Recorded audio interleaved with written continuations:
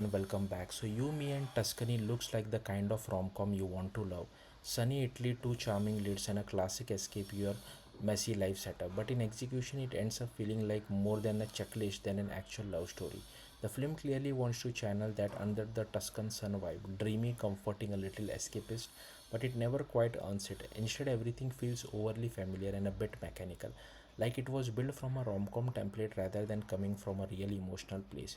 Halle plays Anna, who's introduced as a hot mess, but the film never really commits to that. She's too polished, too put together, and the writing doesn't give her enough depth to make her struggles feel real. Reggie Jean Page, meanwhile, brings his usual charm, but his character is just as thin, more backstory than personality, and that's the biggest issue. Individually, they are both likable together. There's barely any spark. The relationship follows the usual enemies to lover beats, but it feels predictable in the most uninspired way. There's no real tension, no emotional weight, and surprisingly, not much comedy either. For a rom com, that's a problem.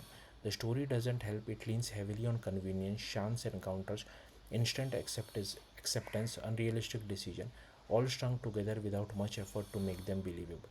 Normally, rom-coms can get away with that if the charm carries it. Here, it doesn't. Even Tuscany, which should have been the film's biggest strength, feels underused. Instead of being immersive and atmospheric, it often just looks like a pretty background, more like a screensaver than a place the characters truly experience. So what you are left with is something that's an easy to watch but also easy to forget. It's not bad enough to hate, but it's not good enough to care about either. It just sort of exists, pleasant, harmless, and completely lacking the emotional hit that makes great rom-com work. In the end, You, Me, and Tuscany has the sunshine, the setting, and the stars. It just doesn't speak, help the spark. Thank you for watching. Bye.